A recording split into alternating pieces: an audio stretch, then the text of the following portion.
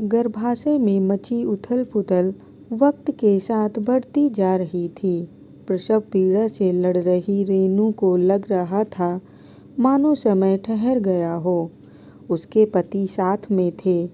वह उसे बार बार गहरी सांस लेने और छोड़ने की याद दिला रहे थे। नर्स ने एपिड्यूरल बेहोशी का इंजेक्शन का सुझाव दिया था, पर रेनू ने मना कर दिया था। फीटल मॉनिटर पर लेटे हुए उसने अपनी निगाहें गर्भ में मौजूद बच्चे की दिल की धड़कन पर जमा रखी थी। वह अपनी माँ को याद कर रही थी।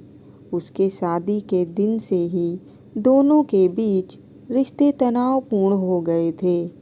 एक महिला की आवाज़ आई, रेनू।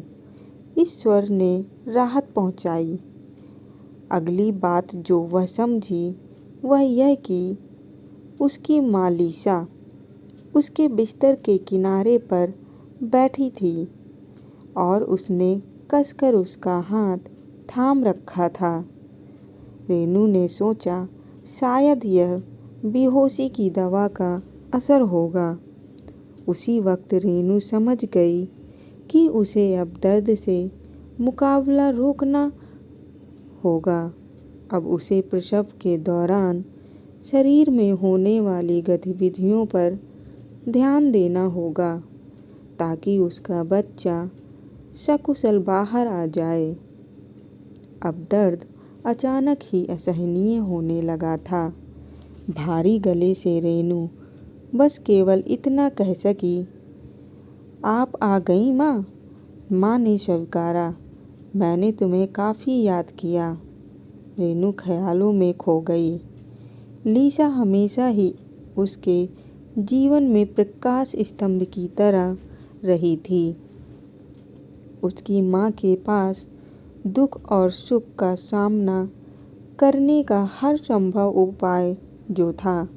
रेनू की माँ बचपन में उसकी शरारतों में बराबर की साझेदार रहती थी।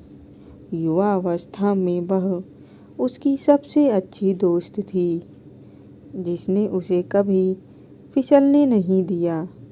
जब रेनी ने नौकरी शुरू की तो माँ गपशप की साथी बन गई। वह उसकी पंचिंग बैग थी और सदैव उसे सही राह पर चलने की सलाह देती रहती थी। अब किसी भी क्षण उसकी माँ नानी बनने जा रही थी। शीघ्र ही बच्चे की किलकारियों से कमरा गूंज उठा। इसी के साथ रेनू का सारा दर्द गायब हो गया। अब उसके चेहरे पर खुशी और मुस्कान थी। प्रसव पीड़ा की थकान से ही रेनी ने देखा कि माँ और उसके पति ने नवजात शिशु को बाहों में उठा रखा है। माँ और दामाद के बीच की दूरियां मानो पलक झपकते ही गुजरे जमाने की बात हो गई हो।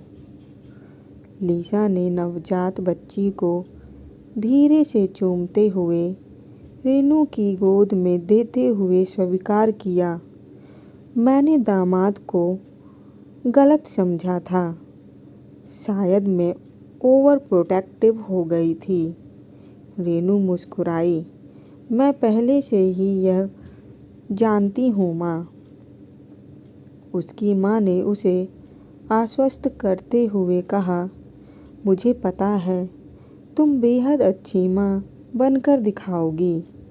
रेनी बोली, मेरे पास एक बेहतरीन प्रेरणा स्रोत रोल मॉडल जो है।